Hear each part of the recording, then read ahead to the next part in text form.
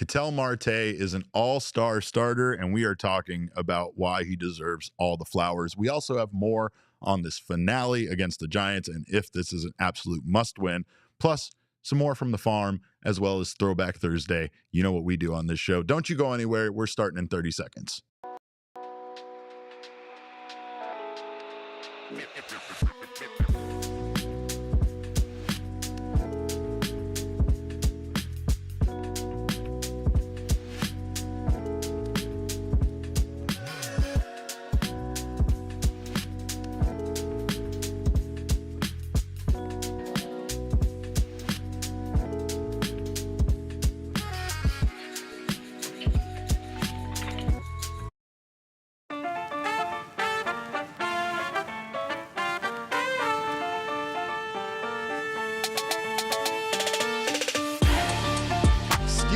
Welcome in to another edition of the PHNX Diamondbacks podcast right here on PHNX. My name is Derek Monte, occasionally known as your mayor of the Chase Field Pool, which I absolutely will be today, and I will not be there alone. Backing me up will be my guy on the ones and twos, your dog, your Damon dog, one and only Damon Farrell here helping me out, of course, as always. Ski to you all. Welcome into this show. Of course, this show is brought to you by our friends at Bet365 and Game Time. Go download the Bet365 app now. Use our code of PHNX365 when you sign up. Follow some steps and you'll get yourself some bonus bets. Over at Game Time, use our code of PHNX. You'll get $20 off your first purchase. Big day here, big game that the Diamondbacks here have in the finale against the San Francisco Giants. So we have our guy, the one, the only, Thunderstick Jesse Friedman from Snakes Territory joining us to talk about this game and talk about Ketel Marte being named an all-star starter. Jesse, great to see you again. Trying to make sure that your appearances on this show do not hurt this team. Last night, a little bit of a heartbreaker, losing in extra innings there to the Giants by a score of 6-5, but still a pretty valiant effort by this team, by one Ketel Marte, to have those late ninth inning heroics and to tie it up to send it into extras. We've seen Ketel do that time and time again. And I was not at all surprised. You know, I don't think Ketel has quite looked the same offensively here over the past several games. I think he entered last night's game in a 2-for-22 skid or something like that. Granted, I think it was both 4 of those for 30. hits, Going back to that game where the fans said the inappropriate thing to him, right? Yeah, I don't know if that legitimately shook him in some way or caused him to lose focus or whatever it was. But yeah, he hadn't been looking quite the same. And then he comes up in a huge spot against one of the better back end relievers in baseball, and he hits a game tying 2-run homer. And it's like, yeah, well, that's just kind of what Ketel Marte does. Yeah, it's who he is. And I honestly, like I said, I've said this on the show, and I also said that it's based on nothing. It's based on me knowing no information other than watching Ketel Marte play baseball for a very long time. He's had the spotlight on him plenty. Don't get me wrong. He's had huge moments. He's had hitting streaks that he's been able to overcome, like the pressure of extending those hitting streaks, set a MLB record in the playoffs, right? But I do feel like all of the attention that he got from that incident, it was very positive attention. It was very loving attention, but I felt like it was like a lot of attention that Ketel might have felt the need to deliver for, like I want to hit a home run because the crowd gave me a standing ovation here at home when we came back after it and things like that. Like, I don't know if that's the case. I don't know, but it felt like when you saw some of his swings again, that he was trying to hit it to Flagstaff and he was trying to hit 3 home runs in one swing. Right. But Ketel, the secret is out on Ketel. This is not a thing anymore where national attention is not on Ketel. He received the most votes for a National League player there in phase 2 of this voting process, Jesse. And it just felt really good to finally see an Arizona Diamondbacks player receive their flowers. It did feel a little bit like maybe that incident helped, like maybe people were trying to, like when they saw Ketel Marte's name there on the ballot and they know what, happened, they were willing to show him a little extra love. But he also very much deserves this honor. He has been one of the best baseball players in all of the majors. I think he won it 70-30, right? 70% Ketel, 30% Tommy Edman, something like that. And that is great. I mean, as you said, he was the leading vote getter in phase 2. But to be fair, he probably should have won it like, 95-5 or Yeah. something like Yes. that. Like, Yeah. nothing against Tommy Edman, but this was not a close race comparing these two guys. I mean, Ketel Marte, for as good as he was last year and as good as he was in 2019 and 2021, even 2023, certainly going into the playoffs, he was fantastic.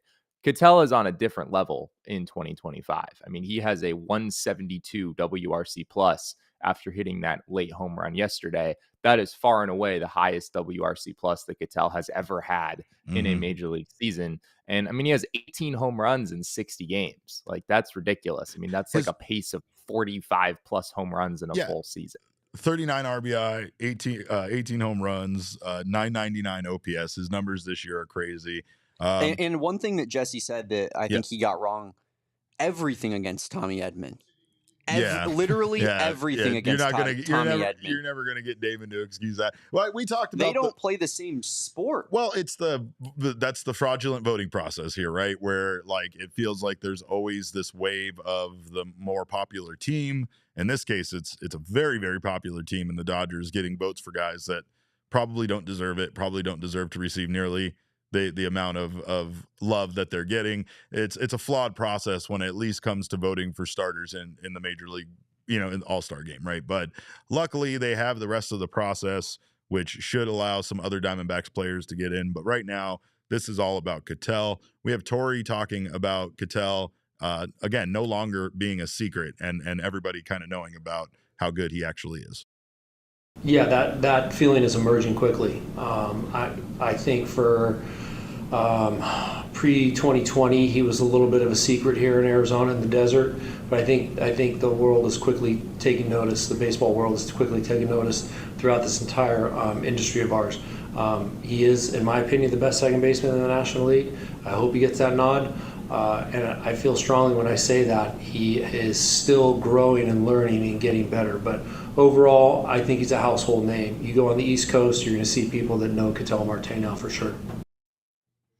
I also loved at one point during that Tori brought up the fact that Ketel no longer looks for white ball middle, but he's also wearing a shirt there that says white ball middle with Ketel's face on it. I don't know if he intentionally did that, but it was very much like saying the name of the movie in the movie, Jesse. But yeah, Ketel Marte obviously deserves all of the accolades, all of the acknowledgement, all of the achievements, or all of this praise, right? He's been an outstanding player, and again, like you said, he was able to do all of this, put up these numbers that he's put up this year in a very short stretch, being injured and missing time, slashing now 300, 404 with a 595 slug.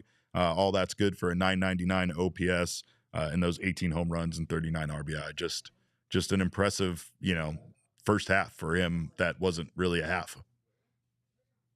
Yeah, just remarkable. I mean, and you think about the fact that Ketel missed a month. It feels like a distant memory at this point. But where would his numbers be if he didn't miss that month? Yeah, Where for sure. might the Diamondbacks be, frankly, if Ketel didn't miss that month?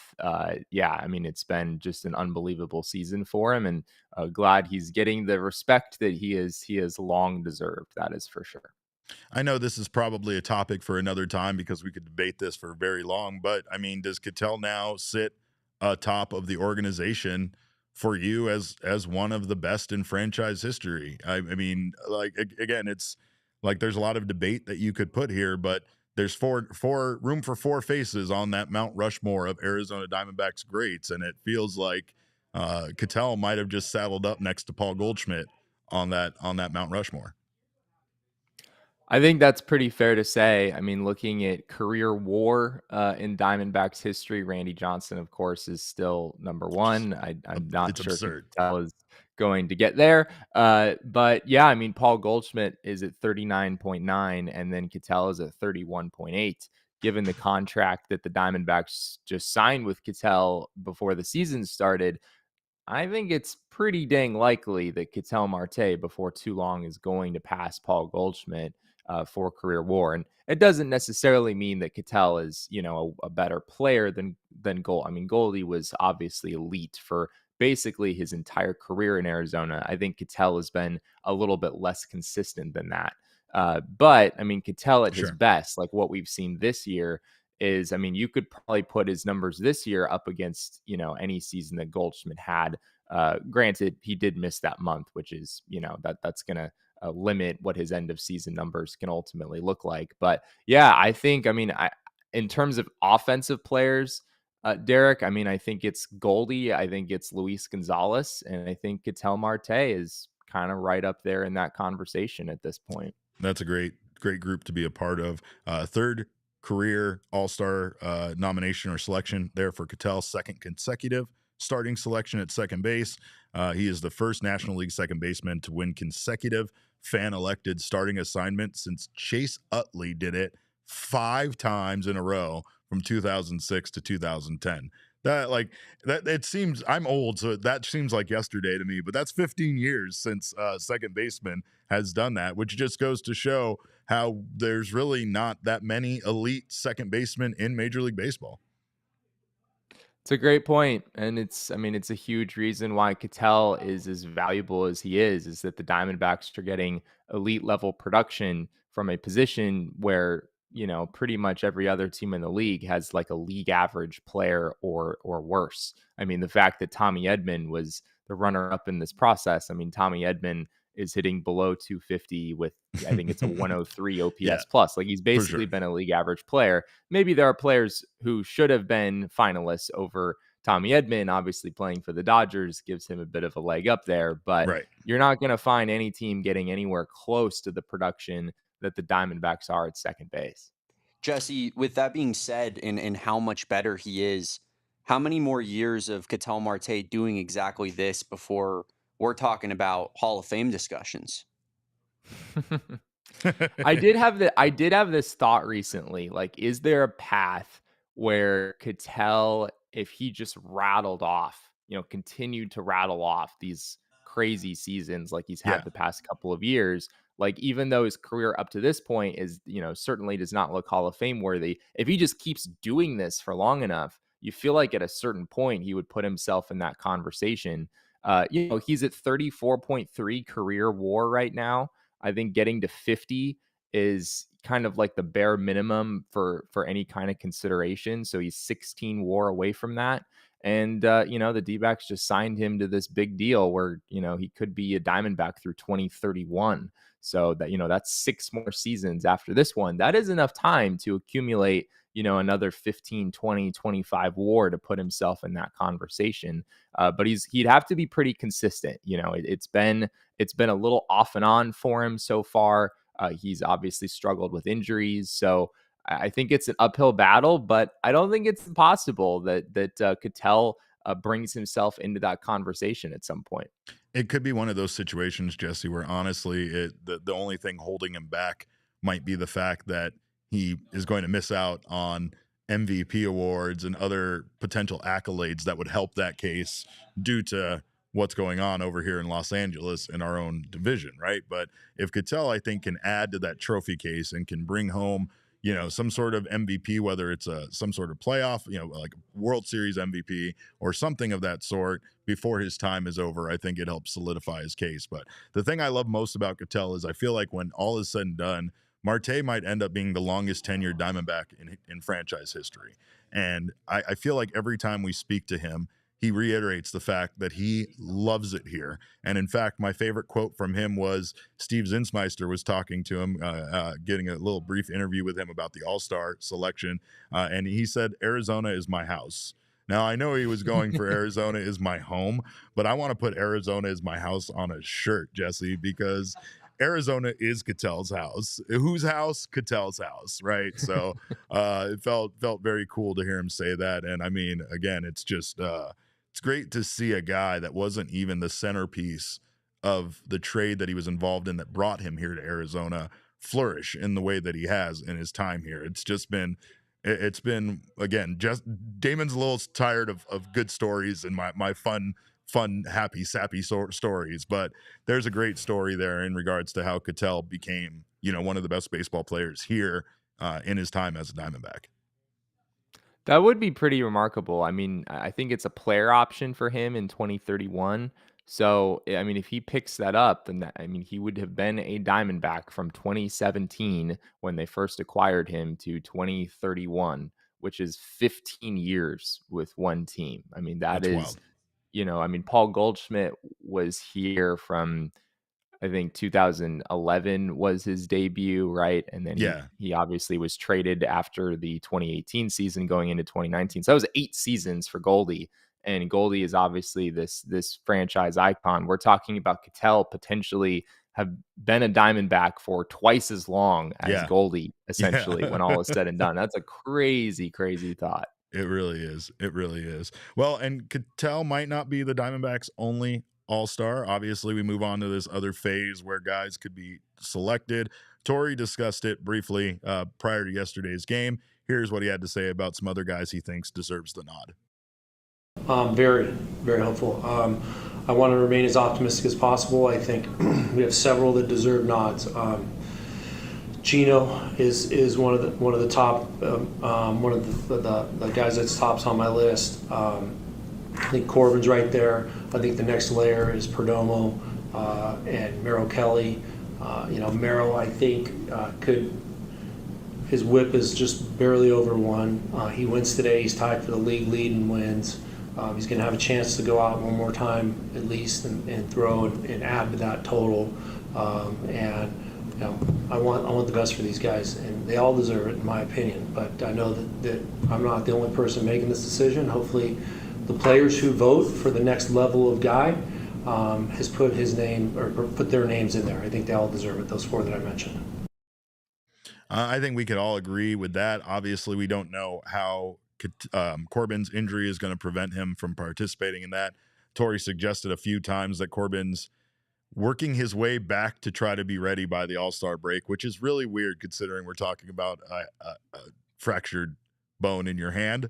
I don't know if there's anything you can actually do to get yourself ready faster. I do know Corbin does not take days off. He does not take time off. We know that from his shoulder injury when he's still in the minor leagues, and we know that now that he's out there taking grounders and doing everything else that he can, taking fly balls that doesn't involve that hand injury. He's staying ready at all times, and that could be a possibility. But I saw on Ken Rosenthal's selections or predictions, I believe, that it was that Gino had made his team, and I do feel like of those guys that Torey mentioned, not only is Gino the most likely all-star, but also possibly the guy that deserves it the most, despite the fact that he had himself a really bad outing yesterday.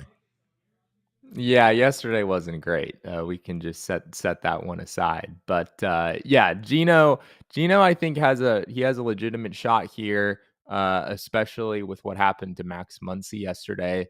Probably worth mentioning Max Muncy, pretty ugly injury that happened at third base in that Dodgers game yesterday. So you hate to see that, although I guess Damon maybe doesn't. But but I think it. You have no idea the look he just gave me, Jesse. No comment. I think that one way or another, I think it probably did up Gino's chances of being able to play in that game. Manny Machado, of course, is going to start at third base, but Gino has 25 or 26 home runs and 69 RBI at this point to go with an OPS that's close to 900. I mean, Nice. It's not like it's just all power from him. So yeah, I think Gino totally deserves it. And with the Muncy injury, I think there's a pretty good chance there. Fleaball brings up something that's kind of been a point of topic all year long. He said, wouldn't Ketel be better hitting third behind Corbin and Jerry? Hitting third is typically reserved for the best all-around hitter. That's Ketel. And he's not entirely wrong, but it is it's been very well stated by Torey.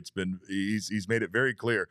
Ketel will not hit lower in the lineup than second. Ketel wants to hit first or second, and that's it. And I think honestly, there are times where players need to be flexible and do what they are asked of by their manager. But when it comes to something like this, I would not mess with the formula of success that you currently have with Ketel, considering that's what he's asking, to hit first or second in the lineup.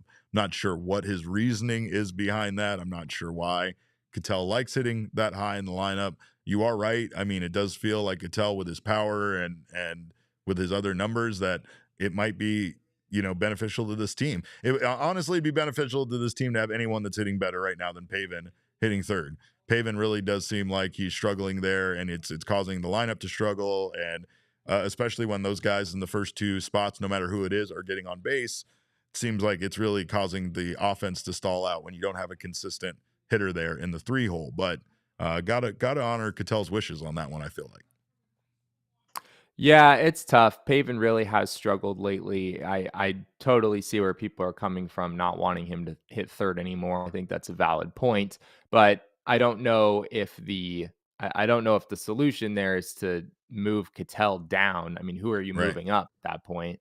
It's just a tough situation to be in. I know a lot of people have also been asking, like, Corbin Carroll, when he's healthy, should the Diamondbacks move him down because he's hitting all these home runs, and it feels Yeah. like a lot of them are solo shots. I think Ketel's hit a lot of solo home runs as well this year. So I could maybe see if you wanted to keep Perdomo in the leadoff spot where he reached base 5 times yesterday. Like, he's certainly doing what you'd want him to there.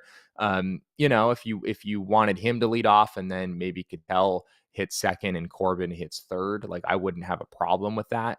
But at the same time, I don't think the order of your lineup really matters very much. A lot of people have done studies on this, and really you just want your best hitters hitting toward the top of the lineup, making Right. sure they get the highest number of plate appearances possible over the course of a full season. Beyond that, I don't think it matters all that much, who's second, who's third, and all that. Diamondbacks still have the third or fourth highest team OPS in baseball. So, to be honest, offense isn't the problem. Pitching is the No. problem. It's been the problem all year, continues to be the problem. Starting pitching actually has been pretty good over the last 4 or 5 starts for the Diamondbacks, but the bullpen really, it's like once you start to see one thing improve, the other thing goes away. The bullpen starts to get a little better, and the starting pitching is awful earlier in the season. Then the bullpen gets awful, and the starting pitching gets things back on track, but we can't have both of these things at the same time. We are going to preview this upcoming series with the Royals this weekend, and we were going to talk about this series finale today at Chase Field against the Giants. We're going to do that on the other side of this break. Don't you go anywhere. You're watching the PHNX Diamondbacks show. Well, I can't tell you guys enough about how much fun I had out at Gila River Resorts and Casinos. It was a short staycation, not nearly long enough, but again, I got away, got some pool time, got some frosty frozen beverages in me, and felt rejuvenated. And you can do that too. Even if you don't go out to one of their 4 Valley locations for a staycation, you can go out there for a great night out on the town. They have some wonderful dining options, as well as over 4,500 slots and table games on their gaming floor, which will provide you with a fun night out and away with an unprecedented level of entertainment and excitement that you just won't find anywhere else. They've set a high bar out there at Gila River. You can catch every thrilling moment of sports at their BetMGM Sportsbook at Gila River Resorts and Casinos. They have massive screens, delicious food and drinks, and all the action. Catch all your MLB baseball there this summer. It's the ultimate place to watch and win. Place your bets and experience the excitement. You do you at Gila River Resorts and Casinos. Visit playathila.com for more details. And also our friends at Pure Edibles, they are fantastic. We love them. They were founded right here in Arizona. They're available at dispensaries all over the state, and they are a full-fledged candy company that offer gummies, kicks, which are their version of Starburst, chews, and hard candies, and they offer them in a wide variety of doses and strains. Best part about Pure is right there on the tin, the effects are clearly listed so that there are no surprises at all. They offer gummies for sleep support, as well as candies with uplifting effects derived with unique cannabinoids. So check them out. They were created in Flagstaff, Arizona at Noble Herb Dispensary, the home of Pure Edibles, and now they are made right here in Phoenix, Arizona. You can find yourself some Pure Edible products from one of over 130 dispensaries across this great state. And let me tell you, we are going to have some fun out there at the pool today, Jesse. I know you're going to be in the press box. I hope to get to see you before all of the shenanigans take place there. But most importantly, I guess we got to talk about this game in July, on July 3rd, being a must win for the Arizona Diamondbacks. And again, I know that they've already split this series, and splitting this series in general would be the most Diamondbacks thing this year. It seems like they are just a 50-50 team, mid as mid can be. No matter how far behind they fall, they seem to be able to catch up. And no matter how far ahead they get, they manage to come right back down Mount 500 and stay right around there. And it feels like there would be nothing more fitting than splitting this 4-game series, which really doesn't help us know anything about this team at all coming into the All-Star break and making decisions at the trade deadline. But is today a must-win for the Diamondbacks?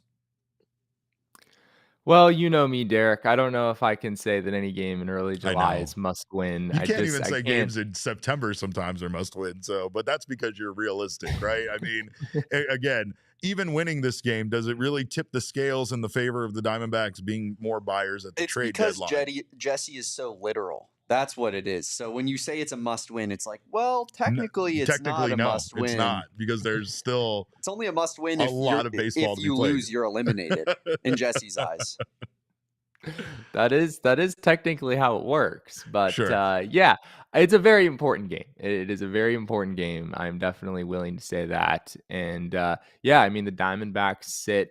I think it's just 3 games out in the wild card, despite losing yesterday. I mean they've still Right. gained a couple of games here in the past few days, so you certainly want to keep that momentum going. But I mean this is a team that I think people are really feeling the highs when the D-backs win a few games in a row, and they're really Yeah. feeling the lows when they lose a few games in a row. But at the end of the day, it feels like all roads lead back to pretty much being a 500 baseball team, which is Right. where they sit right now. You know, this is kind of what 500 baseball teams do, is sometimes they look good and they kind of get you to believe, and sometimes they don't look so good and they get you to think that they have no hope for contending, right? I Yeah. mean, they are Yeah. exactly 500 at home. They are exactly 500 on the road. That is just kind of the team that they've been so far this season. Well, and it goes beyond just the record, right? It's crazy how much of their analytics and things all kind of lead you back to this being just this type of team. Like there's not a lot that would say to you in the statistics that the Diamondbacks are better than this besides their offense, right? Their offensive numbers are great. And you look at those offensive numbers and you're like, wow. But then it's so funny because just to bring them back down, their pitching is just as bad as good as their offense has been. So that once again evens the scales and brings us right back down to why they're a 500 baseball team. Their relief pitching is terrible. Their starting pitching, although it's gotten better lately, has still been terrible over the course of the season. And again, today, the Diamondbacks had Brandon Pfaadt going up against Robbie Ray for the Giants, who's very, very good, been very good for this year. But I want to see Brandon Pfaadt shove today, Jesse. I want to see him go out there, and I want to see the Brandon Pfaadt that we saw over the first month of this season. And I don't know how to get back there, but maybe we have James McCann look him in the eye and tell him that he's better than he's pitching, because it seemed to work with Zach Gallen. Maybe that's the secret. I don't Big know. body James McCann, let's go. Pfaadt has had one outing against the Giants already this season, and unfortunately, it was one of his worst outings of the year. He only made it through 4 innings, gave up 4 runs on 6 hits. I remember it just felt like his command was really off that day. But you know, I think Pfaadt has looked better lately. He really hung in there in that game against the Marlins, where it looked like disaster was going to strike in the first inning, and he struck out 3 guys in a row to escape trouble and finish the day 2 earned runs in 5 innings with 7 strikeouts. You'll certainly take that. So maybe this is an opportunity here for Pfaadt to continue that forward momentum. I think he is a better pitcher than how he's been pitching so far this year. Yeah, I agree with you on that. Well, beyond the Giants, the Diamondbacks have the Royals coming up, Jesse, and we were just going to do a quick preview here of this 3-game set with the Royals, because we talked about them facing some weaker opponents. Not to say the Royals have been a terrible team, but the Diamondbacks are catching them at a time when they're not playing their best baseball. The Royals here at a glance are 40-47 this season. They have a -35 run differential, and they are 2-8 in their last 10. They are one of the worst offensive teams in baseball. They're like the opposite of the Diamondbacks here. Their stats sit here at a 662 OPS, which is tied for 27th. Meanwhile, I would commit murder to have the Diamondbacks have a starting pitching and relief pitching ERA like this. The Royals, despite their record being 40-47, have the 5th best starting pitching ERA at 3.46 and the 6th best relief pitching ERA there at 3.55. You could argue their combined stats make the Royals one of the best pitching staffs in baseball overall. They're outs above average. They have 11 outs above average this year, which is good for 8th in Major League Baseball. So the only thing here is that 2-8 record in their last 10. And, Damon and I have talked about it, Jesse, but the Diamondbacks, it feels like they catch bad teams when those bad teams are getting on a roll. It kind of happened there with the Marlins, obviously getting swept by the Marlins. Even happened a little bit with the Rockies, where the Rockies were just so happened to be playing their best baseball of their terrible season when the Diamondbacks were playing them. Here, at least in this case with the Royals, would feel like the Diamondbacks are catching them at a pretty good time. And again, as we kind of overlooked this series because it falls smack dab in the middle of two of the most important series of the Diamondbacks season, both being 4-game series. This one with the Giants, and then a 4-game series with the Padres. But that Royals series, that could be very beneficial for the Diamondbacks if they can find a way to once again take advantage of a team that isn't playing good baseball right now and add some wins before the All-Star break. It's been a rough year for Kansas City. I mean, even Bobby Witt Jr. he still had a pretty darn good season, but not like what we saw a year ago. He's only hitting 290, with an OPS in the 800 range. He's not quite the MVP candidate that he was a year ago. And then, the Royals just have not gotten much offense from anywhere else outside of him. So this is a team that the Dbacks are certainly catching at a good time. Pitching matchup wise, I don't think we have that officially yet. Neither team has released their probables for the series, but just looking at where these teams are in the rotation, I think the Dbacks are probably getting Kris Bubic, who has been very, very good for Kansas City this season as a 2.25 ERA coming in. So that's certainly going to be a challenge for them. I think they'll get Michael Wacha, who's had a good year once again, and Michael Lorenzen, not so good of a year from Lorenzen. So still two very formidable starting pitchers. And as you said, Derek, this is a Royals team that is not playing very good baseball right now, and a big opportunity for the Dbacks to continue to try to push their way up here in the NL standings. You're right. And again, it's just a chance to really, again, a winning against a team like the Royals is not going to be that thing that tips the scales in favor for Mike Hazen to make his decision and be like, yeah, they beat the Royals. Now we're going to be buyers, right? But what it does say here is that the Diamondbacks have to play some of their best baseball with essentially this deadline coming up. Like, I don't have any clue in what direction they're going to go. I feel like based on everything I've heard, it feels like the feeling, the sentiment is they are going to continue to push their chips all in on this season because, quite frankly, next year right now is set up to be a disaster, at least the first half of it, right? So there's two different routes I feel like I would go here. I understand the pushing the chips in, but I also understand at this point trying to do something to make yourself not even in a competitive team, just a rounded out roster for the first half of next year as far as starting pitching is concerned and other factors, right? So I don't know what happens. I don't know how important these games are for Mike Hazen in the front office. It still feels very important. It still feels like what the Diamondbacks do, and if they can have one of those kind of runs to lift themselves up above 500 and keep themselves close in that wild card race, that this front office will add to this team. I mean, it might add by subtraction. We might see one of the expiring free agent contracts be one of the guys that gets traded away, but they might do something where it ends up being beneficial for this team as well. I still don't know if they did trade a starting pitcher, who they would have fill in. Maybe that's why Jake Woodford is here. No, I'm just joking. Nobody wants to hear that. Anyway, on the other side of this break, we're going to talk Throwback Thursday stuff. Today was a very famous day in Diamondbacks history for people being fired. So we're going to get to that on the other side of this break. Don't you go anywhere. You're watching the PHNX Diamondback Show. Well, our $36 Die Hard sale has almost come to a completion. But of course, if you have not had a chance to sign up, join our family, and become a part of our Die Hard community, do so right now with the Die Hard Make Your Move sale.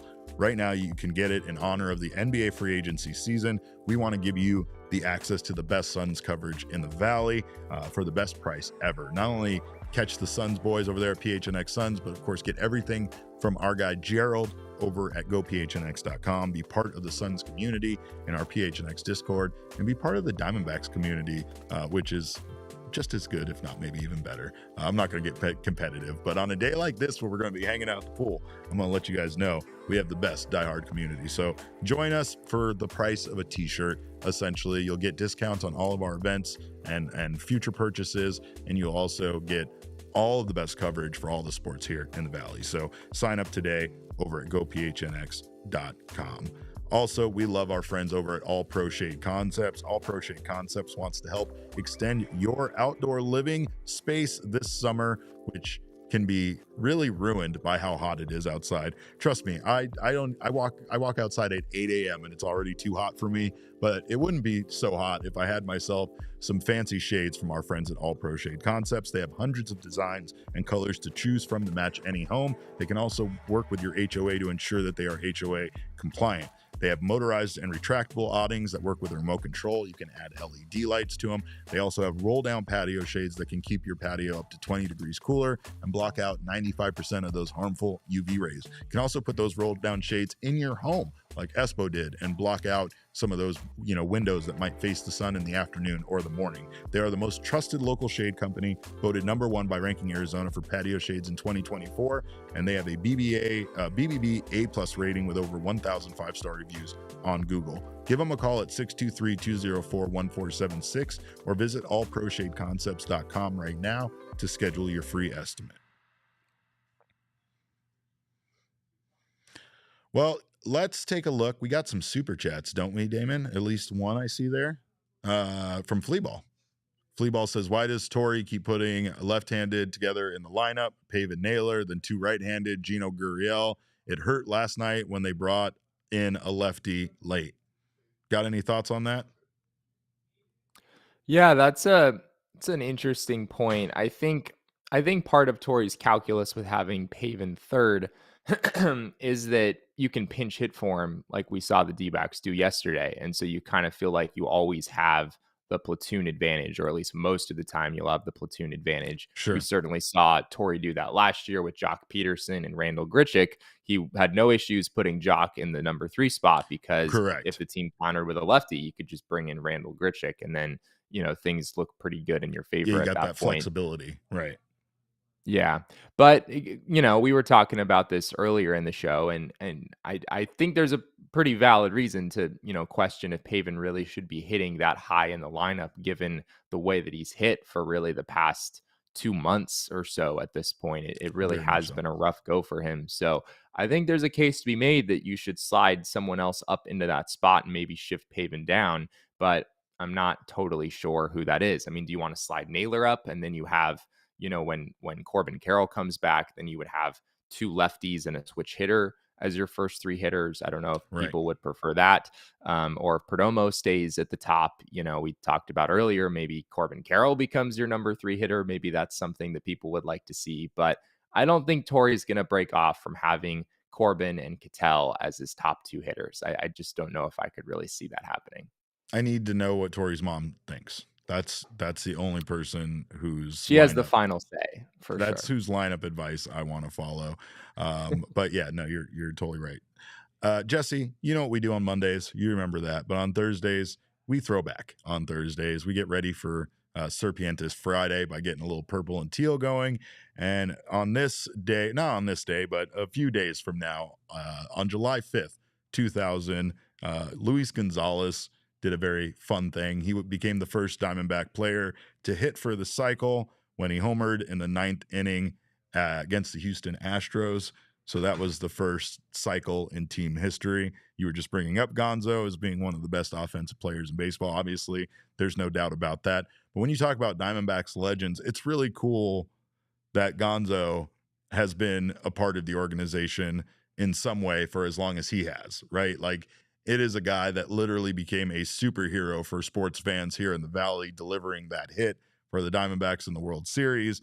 And, it's just, I don't know. Like, I love seeing Gonzo. I love talking to him. He's one of my favorite people that I get to chat with at Chase Field. But it's just so great that he has become, an ambassador for this team, considering how much he means to it. Absolutely. Yeah. I mean, cycles in Diamondbacks history have been a little bit few and far between, as we said, I think last That's week. right. Aaron Hill, Aaron Hill's back in last one. 2012. That's still Yep. the most recent one. But yeah, I mean, Gonzo has been uh, just a huge part of the Diamondbacks community for a very long time, and he was a pretty darn good hitter back in the day, even Pretty good. before his 2001 season, which definitely stands alone as like the best Gonzo season that we ever Sure. saw. Sure. He was still, I mean, he was no slouch in the other years as well. I mean, Gonzo in 2000 ended the year hitting a 311 with a 935 OPS. That'll play as well, even though he didn't hit 57 home runs that year. You are not wrong. Plus, one time he let me cut in line in front of him at Dutch Bros when there was a Dutch Bros at Chase Field. I know we're not, I know this is a no free ad Friday, but this is more of an ad about Gonzo being just a tremendous dude. The line was long, people, and he pretended like we just knew each other. He was like, "Derek, I'm over." Like he sold it. He sold it. It was great. He's a great guy. But let's talk about things that aren't so great that happened this week in Diamondbacks history. In fact, one day ago on this day in 2004, on July 2nd, 2004, Bob Brenly was replaced as manager of the Arizona Diamondbacks by third base coach Al Padrique. And then 1 day later, or 2 days later, on July 4th, Al Padrique got his first win as a manager on Randy Johnson's complete game 6-2 win versus the Minnesota Twins. Not a good season there in 2004, Jesse. A lot of cool things happened for Randy Johnson, but this team not very good, and it was the end of Bob Brenly's time as manager. I know that there's a lot of people that listen to Bob in the booth and want him to just come down to the dugout right now and take over as manager. So Bob Brenly's still a guy a lot of people believe in, but that was the point that ended his time here with the Arizona Diamondbacks. When your team is on track to win 51 games, as the Diamondbacks ultimately did that year, we talked about it when Torey Lovullo walked through that 52 win season just a few years ago. Managers don't generally make it out of that. I mean, that's Right. kind of just the standard across baseball. It almost doesn't matter what you've done as a manager, or if you really had a roster that you could have done any better with. It just is kind of common practice that as the manager, you're just sort of the scapegoat in a season like that. So obviously that was a little bit before when I was thinking about baseball on a daily basis. I was probably spending most of my time like playing with Legos or something at that stage of my life. But yeah, I Good don't really times. remember what the storylines were surrounding this at the time, but yeah, it's no surprise that a season like that is what ultimately did Bob Brenly in. It's just, again, one of those things when you talk about what you achieve as a manager, bringing a World Series to the Valley in 2001, and then 3 seasons later, not making it through the season, right? Like Yeah, not making it yeah. all the way through the season. It goes to show that period of time set a very high bar. Torey talks about setting a standard for Diamondbacks baseball. A standard was set back then. It was set back in 1999 when the Diamondbacks decided 1 year after they made their debut that they were going to push their chips all in and try to be good as fast as possible. And boy, were they. They were great in those years starting in 1999 going forward. But it also showed that the leash was very short for, or at least as far as like what they were willing to put up with from a manager in regards to success and failure for a team. Also, Randy Johnson, like looking at the fact that Randy Johnson won 4 Youngs is still baffling to me. It's still wild. But also, Jesse, on July 2nd, back in 2010, the Arizona Diamondbacks dismissed executive vice president and general manager Josh Burns and manager AJ Hinch from their duties. They named Jerry Dipoto interim general manager and Kirk Gibson as interim manager. And Kirk Gibson actually made his debut as manager that exact same day against the Los Angeles Dodgers, where he is literally considered statue worthy in that community. It was he was the fourth manager since 2001 to make his managerial debut against a team he had formerly played for. And that was in a 12-5 victory over the Dodgers. I know that's going to fire Damon up. Yeah, Kirk Gibson, man. There's some fun memories there of that Diamondbacks team in 2011 doing what they did. It's funny how it feels like when the Diamondbacks have gotten a new manager, there's generally been quite a bit of instant success. Certainly 2011 with Kirk Gibson in his first full season, and then Torey Lovullo in 2017. I guess a little bit less so with Chip Hale in 2015, but yeah, Kirk Gibson, he was beloved. He was I don't know. You probably covered Kirk Gibson a fair amount. I did. It feels like personality wise, he and Torey Lovullo like couldn't be any more different. No, you hit the nail on the head. I was using the word intensity, but Damon corrected me and he was like, it seems like it would have been intimidating. And I think that is more of an appropriate word than intensity. I don't know if Kirk Gibson was really intense, but boy, was he intimidating. He was intimidating to be in that little press room with. It was intimidating because he obviously was very much a player manager, being a player too, just like Torey. So that's something that they shared. But Kirk Gibson would just tell you he's not going to tell you stuff, where Torey just lies and will be like, no, I'm the reason why he came out of the game. I decided to pull him. Torey will protect his players in that way. Kirk Gibson will tell you it's none of your damn business why he pulled somebody out of a game. There was also just a lot of again, I mean, like a player, there's a lot of respect for someone like Kirk Gibson. So it was hard. It was hard to be around him after a loss, I feel like, because of that. I guess that's the intensity part, right? Like you and I both been around a couple of pitchers, maybe relievers here or there, that were just way too intense after like a loss. And you just kind of sit there in the scrum going, I have no desire to ask you a single question at this point, because obviously we're catching them when things are very fresh. They can be very angry. And yeah, it felt like that with Kirk Gibson at times. He also just knew so much about the game, and that's something that, again, you can't really ever really equate for a manager, is how well they know baseball. And Gibby knew baseball more than most of us will ever know in our lifetime. So but yeah, odd. I think it's interesting that around this time frame, around the July 1st period of time, seems to when that Diamondbacks feel like they need to move on and make some changes in the season. I'm not sure, like you said, this was a year with the Bob Brenly firing, that it was a season where they were on pace to win 51 games. So what does it even matter? Are you really firing a manager in the middle of the season to have it impact the team? Are you trying to send a message? I don't get it, but it does seem like the Diamondbacks have some history of doing it here. Yeah. I mean, I know a lot of people have been talking about Torey Lovullo and his contract situation. He's under contract through 2026. We just did a mailbag episode on Snakes territory yesterday. And of course, I imagine you've gotten this question as well. Like, is Torey Lovullo going to survive that contract?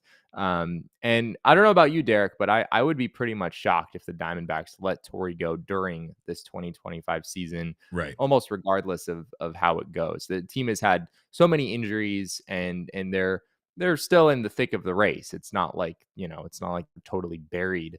They're not where they would probably like to be, but they're not buried here in July. So it'll be interesting to see how this turns out. We know Mike Hazen and Torey Lovullo certainly have a close relationship, and Mike does not at all seem like the guy to me who would really point the finger at his manager if things aren't going the way he wants. I think Mike is probably more likely to blame himself if the Diamondbacks are not where they want to be. So that's just a little side note on the situation we have going on right now. Yeah, that's great stuff. Well, we are going to talk about some things going down in the farm system here on the other side of this break. So don't you guys go anywhere. You're watching the PHNX Diamondback Show. As you know, whatever the moment, it is never ordinary at Bet365. Bet365 pioneered live in-game betting, and they offer the widest range of games and markets available across 78 markets for live in-game betting. Right now, you can get down on live in-game betting, especially games like today's game. Big game for the Diamondbacks. You might be with us out there at Chase Field, might be there in the pool. What better way to make things more exciting than getting down on live in-game betting in person while you're at Chase Field? Bet365, again, they offer a early payout offer for MLB where you are a winner if your team goes ahead by 5 runs with an instant payout on straight bets and parlay selections, which will be marked as winners. If you are a new customer, right now you can receive $150 in bonus bets. All you got to do is bet $5, win or lose. Sign up, use our code of PHNX365 when you do, deposit $10 and place a bet for $5 or more to receive $150 in bonus bets. If your bet wins or loses, bonus bets can be used on the spread, totals, players, props, futures, and more. Whatever the moment, it is never ordinary at Bet365. Must be 21 or over and physically located in Arizona. If you or someone you know has a gambling problem and wants help, call 1-800-NEXT-STEP. Text NEXT STEP to 53342 or visit problemgambling.az.gov. Well, you might not have yourself a solid pair of sunglasses, and if you don't, we implore you to check out Shady Rays.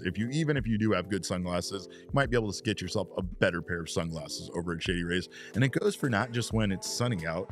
Yesterday it was very windy and dusty, and I instantly put on my sunglasses and was saved by my Shady Rays. Let's not forget we live in the desert. It can be terrible outside on any given day, so make sure you have a solid pair of sunglasses to back you up. Shady Rays has some amazing frames, very stylish, and of course crystal clear optics with their polarized lenses. You can take it up a notch with their color rush lenses that make everything in life look brighter, more vibrant, and of course block your eyes from the sun and its harmful UV rays. Also, Shady Rays has the craziest lost and broken replacement plan in all of eyewear. They have told us that they will replace your Shady Rays, no questions asked, regardless of what happens to them. So we've teamed up with Shady Rays to bring you an exclusive offer. Head to shadyrays.com and use code PHNX for 35% off polarized sunglasses. Try for yourself the shades rated 5 stars by over 300,000 people. Well, I have a pool party to get to. Damon has a pool party to get to. We can't wait. We're going to go do cannonballs, Jesse. But before we get out of here, we do have to take a quick trip down to Snake Farm. Our snake farm is getting a little depleted. Hard to find as many snakes slithering around on the snake farm. But we do have 3 guys here. An interesting pickup here by the Diamondbacks. Cubs legend Albert Almora was signed to a minor league contract and assigned to AAA Reno. The move was announced, I believe, on June 27th, I would say. I think that's the date, or June 29th, one of those 2 dates. But he's played 4 games for the Aces, hitting .375 in a very short, small sample size with a .563 slug. He has a .412 on-base percentage. Then, in regards to some other bodies here, Jesse, that Diamondbacks are going to be keeping an eye on for a little while, is the backup option, I guess you could say, the depth piece for the Diamondbacks at first base. Tristan English, perhaps the first baseman of the future, yet to be seen, but his offensive numbers pretty good so far this year with the Reno Aces, batting .329 with a .518 slug. He has a .384 on base percentage and 53 RBIs. He has a .902 OPS, which is pretty great. And then last but not least here, of course, Lou James Groover, assigned to the futures game for the Arizona Diamondbacks, hitting .307 for the Amarillo Sod Poodles. He has an .854 OPS, 10 home runs this year, and 37 RBI. 2 guys here, Jesse, that could be a big part of the future of this team. And then Albert Almora, which is kind of interesting because the Diamondbacks seem to have plenty of outfielders, yet that outfield depth is even being tested. And now Albert Almora is part of the Diamondbacks franchise here. Yeah, I mean, Albert Almora, definitely no stranger to the Diamondbacks organization. He played 127 games in AAA for the Dbacks last year. Of course, we saw him in spring training last season as well. Didn't put up overly impressive numbers when the season was done. He had an 89 WRC plus in AAA, so a little bit below average there. This season wasn't particularly great for Miami playing in their for their AAA team. He had a 66 WRC plus, but as you said, he's gotten off to a strong start since joining the Diamondbacks organization. I imagine with Corbin Carroll on the injured list, the D-backs just wanted to add some outfield depth with Jake McCarthy coming up to the big league. So that certainly makes sense. I also think it's worth noting with Tristan English that the Diamondbacks just lost Trey Mancini to free agency, as he opted out of his deal with the team, was hitting really, really well in the month of June. So yeah, Tristan English at this point, I think, is kind of your frontline option should something happen to a Diamondbacks first baseman, or should they, have any reason to make a move there. And he has had a good season. You saw earlier the batting average of 329 on the year, only 7 home runs in 55 games. He doesn't have maybe the power that you're used to seeing from a first baseman, but you know, he doesn't strike out much, just a 14.2% strikeout rate in Reno this year, and I think he's someone who probably deserves a shot. So we'll see if he gets that opportunity at some point. Interesting note there with Trey Mancini. I was kind of waiting to see if there was any possibility. Now, obviously, if this were to happen, it would be to add him to the major league roster. But just seeing if there was any possibility where the Diamondbacks brought him back on a major league deal, like what they did with, I believe it was Ildemaro Vargas, who Yeah. opted out of his deal and then came back shortly after. But based on the way things are shaking up, it doesn't really look like that's the case. No updates yet on Mancini, but it really feels like he opted out. I just don't know where they would put him, and I feel like, you know, if we didn't see Josh Naylor play in yesterday's game, that might have been a little bit more of an indicator that we might see perhaps an IL stint for Naylor, and perhaps Mancini is the answer there as a backup first baseman, or maybe just bring him up to play first base, right, to split time there with Pavin. But it doesn't appear that that's the case. Another honorable mention I wanted to just throw out there, 19-year-old J.D. Dix made his debut with Visalia Rawhide. He's 3 games into his career, doing pretty good. 385 batting average, 890 OPS, 2 stolen bases already. So, again, a name that's very far off, but a name that the Diamondbacks community could see kind of raise up through the ranks within their system. But Groover, again, Lou James Groover, still, I don't want to knock his given name, but still just not as amazing of a baseball name as Gino Groover. Definitely a guy that I feel like we're going to see in the future here on the big league club. Might be sooner than we know it, depending on factors. But again, he was elected to the futures game and just having himself a great season overall. It's great to see a pick like him working out so well for this team. It seems to be the case with most of their picks, not named Drew Jones right now. But Drew Jones has even seemed like he had himself a good day the other day, getting things back on track a little bit there in Hillsboro. Groover is an interesting one. I think he's had a really good season by and large. I mean, last year was maybe not quite what you would have hoped to see from him. He has struggled at times defensively. It was a little bit unclear where he was going to ultimately slide in defensively, but this is a guy that the Diamondbacks really believe in from a hitting standpoint. The hit tool there is really impressive. He doesn't strike out a whole lot. He takes his walks as well. And defensively, I haven't really seen it with my own eyes, but defensively, the reports there are a lot more positive. I think there's a real chance that Groover could be the successor at third base here for the Diamondbacks at some point. Of course, they also have Jordan Lawler in the mix there as well. But that's the yeah, interesting factor there. This is an interesting profile for sure. He has a 126 WRC plus this year in Double-A, and you know, he's still 23 years old, so he's still on the younger side, and I don't think he's all that far away from the majors at this point. Can't wait. Well, can't wait to see you out there, Jesse. Can't wait to see all of you guys out there at Chase Field today. Giants reporter Jesse Friedman. Giants, yeah. Thank you, San Francisco Giants reporter Jesse Friedman. I mean, I think that was a big miss off the top of the show. You were I like, should have introduced him as that for sure. We have to bring He in. doesn't even sit with us, you guys. It's like seeing a player that got traded, or no, chose free agency, maybe traded away. I don't know how you want to put it, but it's like when Phillies players describe seeing one of their former teammates in a Mets jersey and how it makes them sick.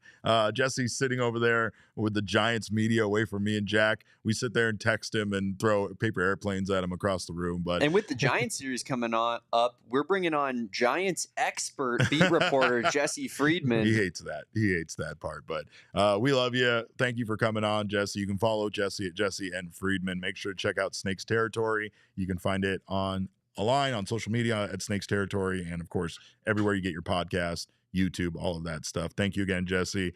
You can follow Damon and I. Of course, you can follow us in real life by jumping into the pool with us at Chase Field, but you can follow us on social media at cap_caveman with a K. Damon is at Damon Dog, of course. That's with a DAWG. And as Jesse knows, we are all Damon's dogs.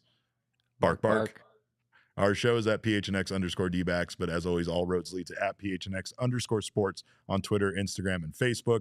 Kevin says, drink water, Jesse. Ryan, see you later. Ryan wanted to know what we are drinking. I don't know, probably something. Beer. Yeah, probably beer. Woo! Probably beer. Can't give out. It's not free ad Friday, so we can't give out any free ads. But we're off tomorrow, so make sure to join us on Monday for another Mailbag Monday show. Until then, have a wonderful 4th of July weekend. I hope to see so many of you guys out there at Chase Field today. Of course, the rest of you, enjoy the hamburgers, enjoy the hot dogs. Remember, according to Espo, hot dogs are just mystery bags of meat. Which is a really weird way to phrase it, but great to see you guys here today. Thank you again for your time. We'll see you Monday. Until then, behave yourselves. And remember, kids, baseball is fun, but it is even more fun on 4th of July. We all silly like the mayor.